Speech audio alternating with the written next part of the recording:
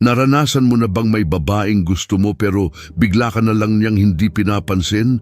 Nagte-text ka, hinihintay mong mag-reply siya pero ang kapalit, katahimikan. Nakikita mong online siya, active sa social media pero hindi ka sinasagot. Ang sakit, di ba? Magsisimula kang magtanong sa sarili mo, may nagawa ba akong mali? Masiyado ba akong naging eager? Paulit-ulit mong iniisip ang bawat usapan nyo. Pero nandito ako para sabihin sa iyo ito, tama na. Ang hindi niya pagpapansin sa iyo ay hindi tungkol sa iyo, tungkol yon sa kanya. At alam mo ba, pwede mong gawing pabor sa iyo ang sitwasyong to. Sa video na to, pag-uusapan natin ang stoic na paraan para mabawi mo ang kapangyarihan mo. Pagkatapos nito, malalaman mo kung paano baliktarin ang sitwasyon kapag ini-ignore ka ng babae at mas lalabas kang matatag kaysa dati. Ito ang masakit na katotohanan. Tinetest ka ng mga babae. Sinusubukan ka nila sa pamamagitan ng pananahimik. Gusto nilang makita kung paano ka magre-react. Hindi ito aksidente. Kapag naging emosyonal ka, panalo sila.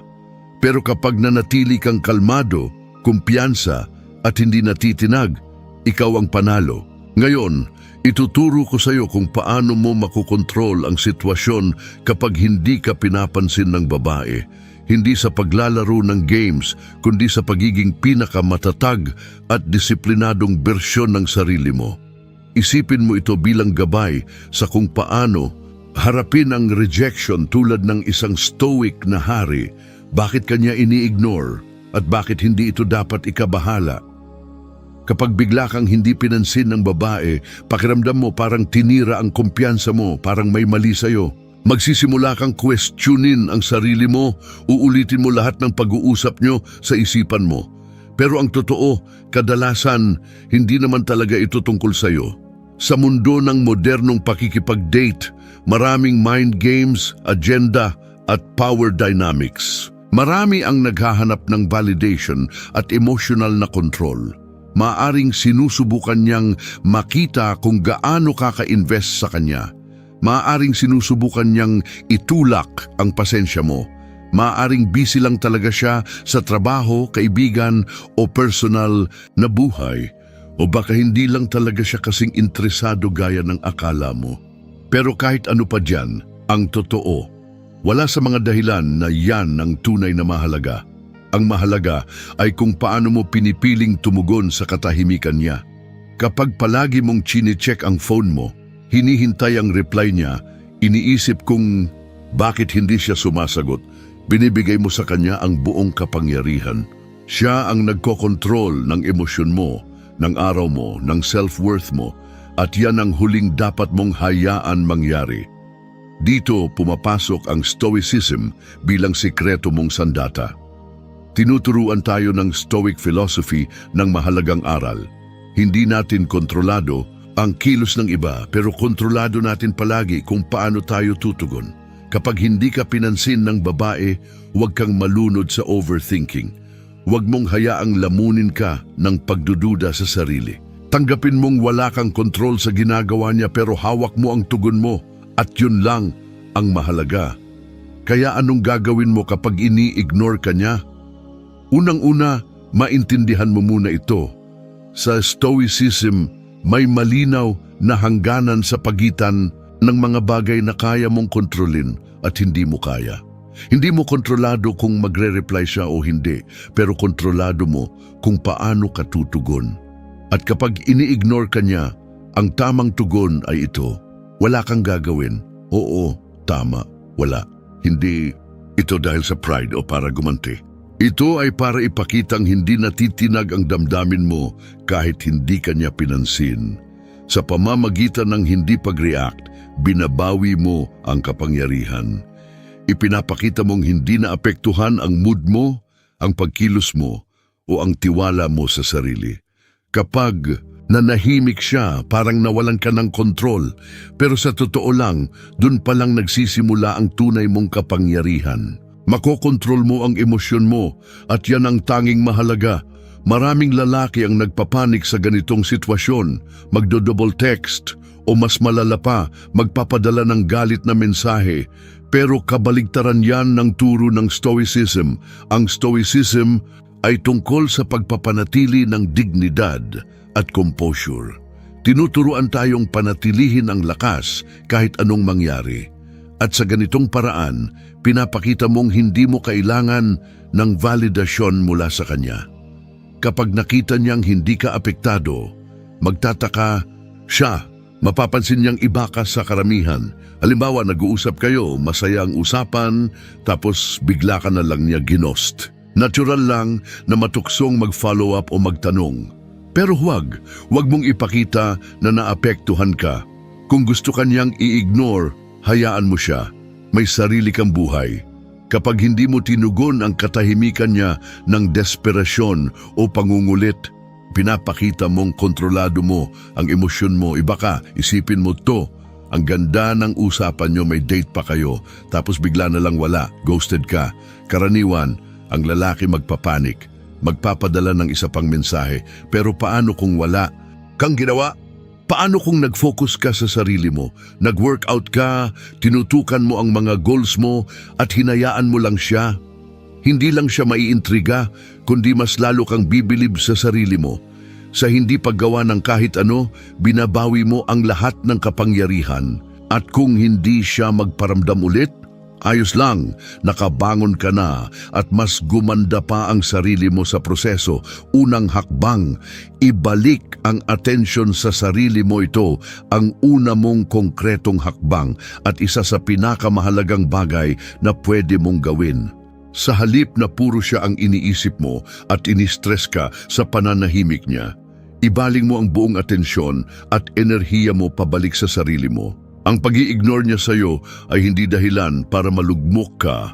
Ito ay isang oportunidad, isang gintong pagkakataon para ayusin at iangat ang sarili mong buhay sa mas makabuluhang paraan. Ito ang tamang panahon para mag-invest sa sarili mo, palakasin ang isipan mo, katawan mo at ang mga personal mong layunin. Ano ba ang itsura nito sa totoong buhay? Mag-gym ka. Seryosohin mo ang kalusugan at fitness mo. Balikan mo ang mga personal o professional na goal na matagal mo nang ipinagpapaliban, maaaring pag-aaral ng bagong skill o pagsisimula ng proyektong matagal mo nang gustong gawin. Magbabad ka sa mga hilig mong nagbibigay sigla sa iyo. Palibutan mo ang sarili mo ng mga taong tunay na nagpapahalaga at sumusuporta sa iyo. Habang mas ini-invest mo ang oras at lakas mo sa personal mong pag-unlad, mas mapapansin mong napakaliit ng epekto ng pag-i-ignore niya sa mas malaking larawan ng buhay mo. Sa totoo lang, habang inuuna mo ang sarili mo, mas lalo kang nagiging kaakit-akit, hindi lang sa kanya, kundi sa kahit sino. Tandaan mo, hindi naaakit ang mga babae sa mga lalaking desperado at habol ng habol. Nahuhumaling sila sa mga lalaking nakafocus sa sariling misyon, layunin at direksyon sa buhay. Isipin mo ang mga panahon sa buhay mo na sobrang tutok ka sa mga pangarap mo. Siguro consistent kang nagwo-workout at may progreso sa fitness mo. O baka abala ka sa pagbuo ng negosyo, gumigising ng maaga, nagsasakripisyo, at unti-unting natutupad ang mga pangarap mo. O kaya naman, natuto ka ng bagong skill at araw-araw kang gumagaling. Sa mga panahong ito, ang pag-aabang ng reply o pakikipag-chat ay huling-huli sa isipan mo dahil masyado kang tutok sa pagbuo ng pinakamahusay na bersyon ng sarili mo. Yan ang klase ng enerhiya, yan ang mindset na kailangan mong dalhin sa bawat relasyon at interaksyon. Kapag inuuna mo ang sarili mo, ang mga pangarap mo at ang kaligayahan mo, nararamdaman yan ng mga tao sa paligid mo. At alam mo ba, kusang maaakit sila sa iyo, kasama na siya. Magtataka siya kung ano ang nagbago, bakit hindi ka na reactive. Bakit bigla kanyang nakikitang mas kaakit-akit at lahat ng yan nagsimula lang dahil ikaw ang ginawan mong priority. Ikalawang hakbang, gamitin ang reverse psychology. Malamang narinig mo na ang reverse psychology sa mundo ng pakikipag-date. At bagamat madalas itong mali ang gamit, sobrang lakas ng epekto nito kapag ginamit ng tama. Kapag ini-ignore ka ng babae, huwag mong habulin. I-ignore mo rin siya. Pero ito ang mahalagang twist. I-ignore mo siya sa paraang hindi halatang bitter ka o galit. Ipakitang hindi ka apektado. Hindi ito tungkol sa mind games, kundi pagpapakita ng lakas ng loob at emosyonal na kontrol. Sa sandaling tumigil ka sa paghahanap ng validation mula sa kanya, sa sandaling makita niyang walang epekto sa iyo ang pananahimik niya, magsisimula siyang magtaka. Ito ang susi. Kapag hindi mo na siya binibigyan ng atensyon na inaasahan niyang makukuha mula sa iyo, nababago mo ang buong dinamika. Ikaw na ulit ang may hawak ng manibela, hindi sa pagiging manipulador, kundi sa pagpapakitang hindi ka kontrolado ng emosyon mo o ng mga kilos niya. Tandaan, hindi mahalaga kung sino ang unang nag-text. Ang tunay na mahalaga ay kung sino ang may control. Isipin mo ito, ilang beses mo na siyang na-text pero hindi siya nagre-reply. Gusto mo na sanang magpadala ng isa pa o mas malala pa. Tanungin siya kung bakit niya ikaw ini-ignore. Huwag. Sa halip na mag-double text o maging emosyonal, wala kang gagawin. Bitawan mo, magpatuloy ka sa buhay mo na hindi siya iniisip o binibigyan pa ng kahit katiting na enerhiya. Mag-post ka ng mga litrato mo habang kasama ang mga kaibigan mo, habang nasa gym o abala sa pagtupad sa mga personal mong layunin. Pero huwag kang mag-reach out sa kanya at darating ang panahon na magtataka siya. Bakit hindi niya ako hinahabol? Nawala na ba siya sa akin? May iba na ba siyang kinakausap? Naka-move on na ba siya? At kapag nag-reach out siya, gagawin niya yan. Tumugon ka ng kalmado at walang masyadong emosyon. Huwag mong banggitin ang pananahimik niya. Huwag mong itanong kung bakit kanya ini-ignore. Umasta ka na parang walang nangyari. Dito mo na tuluyang nabaliktad ang power dynamic nang hindi ka man lang gumalaw o nagpaka-effort. Hindi ka pumatol sa pain niya at dahil doon nakita niya sa iyo ang kumpiyansa, lakas at higit sa lahat ang kontrol sa sarili mong emosyon. Yan ang tunay na kapangyarihan ng reverse psychology, ikatlong hakbang.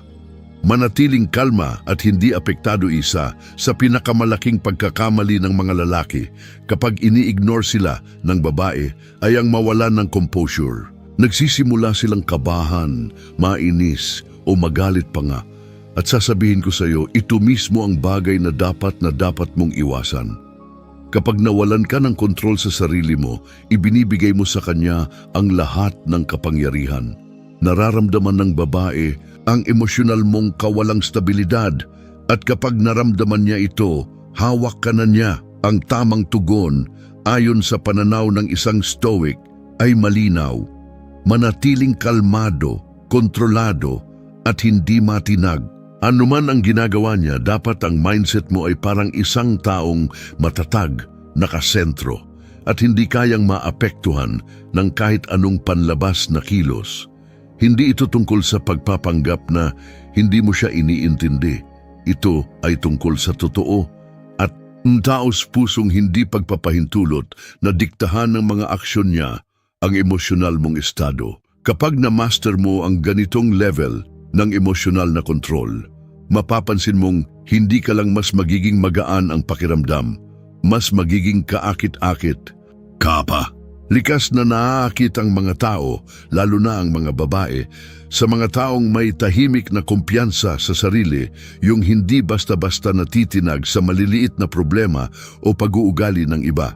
Sa katagalan, ang pagiging kalmado ay nagpapahiwatig ng kapangyarihan at ang kapangyarihang iyon ay hindi mapigilan. Kaya sa susunod na i-ignore ka niya, pigilan mong mag-react ng emosyonal o padalos-dalos. Sa halip, huminga ng malalim, umatras sandali at ipaalala sa sarili mo ito, ang mga aksyon niya ay hindi basehan ng halaga mo bilang tao.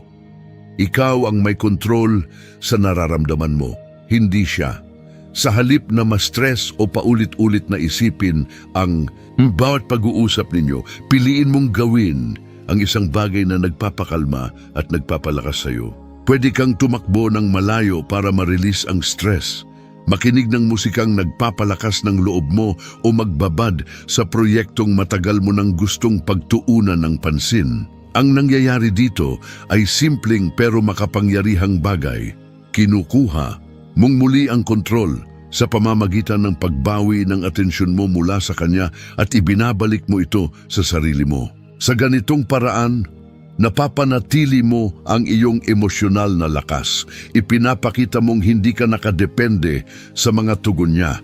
At higit pa riyan, pinapatunayan mo sa sarili mo na ikaw ang may hawak ng direksyon ng emosyonal mong karanasan. At ang ganitong klaseng kontrol, nakakahumaling. Kapag nakita niyang hindi ka apektado sa pananahimik niya, magtataka siya. Bakit wala siyang reaksyon? Bakit hindi ko siya naapektuhan gaya ng inaasahan ko? Doon magsisimulang magbago ang lahat. Doon magsisimula ang tunay na power shift. Ika-4, kumalas sa inaasahang kinalabasan nito, ang pinakapinunggalaw ng isang tunay na stoic, kumalas sa resulta. Kung mag-reply man siya o hindi, kung gusto ka man niya o hindi, nananatiling buo ang iyong kapayapaan. Ito ang tunay na kapangyarihan. Kapag tumigil ka sa pag-aalala tungkol sa magiging resulta, pinalalaya mo ang sarili mo mula sa emosyonal na roller coaster ng pakikipag-date. Ang detachment ay hindi nangangahulugang wala kang pakialam sa kanya. Ang ibig sabihin nito ay mas pinahahalagahan mo ang sarili mong kapakanan kaysa sa kung bibigyan ka ba niya ng atensyon o hindi. Napakahalaga ng mindset shift na ito kung gusto mong bawiin ang kontrol sa anumang relasyon. Kapag natutunan mong kumalas, hindi mo na inilalagay ang kaligayahan at halaga mo sa kamay ng ibang tao. Binabawi mo ang pagmamay-ari ng iyong emosyon at ng iyong buhay. Ang totoo, kapag tunay kang nakahiwalay sa inaasahang resulta, hindi mo na iniisip kung ano ang nasa isip niya, kung anong ginagawa niya, o kung bakit hindi siya nagre-reply. Nagiging kalmado ka, buo at kontrolado ang sarili. Ang mga babae at kahit sinong tao ay naaakit sa mga hindi desperado para sa atensyon o pag-apruba. Ang pagkakalas mula sa resulta ay nagpapakita ng respeto sa sarili na kaya mong iwanan ang anumang sitwasyong hindi nakabubuti para sa iyo. Tumitigil ka sa pagiging needy o balisa at sa prosesong ito nagiging mas karespe-respeto ka, mas pinapansin ka pa nga. Isipin mo ang isang sitwasyon kung saan sobrang hawak mo ang inaasahang kinalabasan, isang job interview, isang date o isang simpleng text. Habang mas iniisip mo ang magiging resulta, mas nagiging balisa ka. Umiikot ang utak mo, paulit-ulit na iniisip ang worst-case scenario. Ngayon, isipin mong pakawalan ang lahat ng ingay na yon. Ilarawan mong maigi ang sarili, mong okay lang kahit ano pa ang mangyari, na anuman ang resulta, alam mong kakayanin mo. Ito ang essence ng stoic detachment. Ang mindset na anuman ang mangyari, yun ang nararapat, at ang kapayapaan mo ay hindi nakaangkla sa opinyon o aksyon ng iba. Kapag kaya mong tuluyang kumalas sa pangangailangang sumagot siya o hindi, pinalalaya mo ang sarili mo. Hindi mo na kailangan pang humabol, maghabol ng atensyon o hanapin ang validation mula sa kanya. At kapag malaya ka, doon ka nagiging lubos na kaakit-akit. Ang kalayaang ito mula sa inaasahang resulta ay sumisigaw ng kumpiyansa. At ang kumpiyansa, yun ang tunay na nakakaakit. Ipinapakita mong ang kasiyahan mo ay hindi nakabase sa panlabas na papuri, kundi sa panloob na katatagan at kontrol. Ito ang buod. Kapag ini-ignore ka ng isang babae, karamihan sa mga lalaki ay natataranta. Hinahabol nila, iniisip ng paulit-ulit ang nangyari, nawawalan ng kontrol, pero hindi ikaw, hindi na ikaw. Ngayong alam mo na ang mga tamang hakbang, mindset at kaalaman, kaya mo nang baliktarin ang sitwasyon kapag ini-ignore ka niya. Ito na ang pagkakataon mong ipakita na ikaw ay iba, na ikaw ay matatag, hindi ka nagre-react, ikaw ang may kontrol. Kalmado ka, kumpiyansado, hawak mo ang emosyon mo, at dahil doon, hindi ka lang mas nagiging kaakit-akit, nagiging mas makapangyarihan. Ka sa lahat ng aspeto ng buhay mo, isipin mong mabuti. Ilang lalaki ba ang kilala mong kontrolado ng emosyon nila? Ilan sa kanila ang nawawala sa sarili kapag ini-ignore ng babae? Hindi ikaw ang lalaking yon. Ikaw ang lalaking tahimik pero buo. Ikaw ang lalaking nakatutok sa sarili. Ikaw ang lalaking hindi umaasa sa validation, kundi buo ang pagkatao kahit mag-isa. Hindi lang ito tungkol sa babae. Ito ay tungkol sa pagmamaster ng sarili mong buhay. Kapag na-master mo ang emosyon mo, hindi ka naalipin ng opinyon o desisyon ng iba, malaya ka. At ang kalayaang yon, nakakahumaling. Nakikita yon ng mga babae, nirerespeto yon ng mga tao. Pero ang pinakamahalaga, ramdam mo yon sa sarili mo. Mula sa araw na ito, hindi mo lang lalaruin ang laro ng pakikipag-date. Imamaster mo ito, ikaw ang may hawak ng manibela. Lagi. At kung tumama sa iyo ang mensaheng ito, oras na para kumilos. Huwag mo lang hayaan na matapos ang video na ito nang walang ginagawa. Gumalaw ka. Simulan mo ngayon. Simulan mo ngayong araw dahil hindi lang ito tungkol sa pakikipag-date. Ito ay tungkol sa pagiging lalaking itinadhana mong maging isang lalaking hindi nagre-react, kundi kumikilos.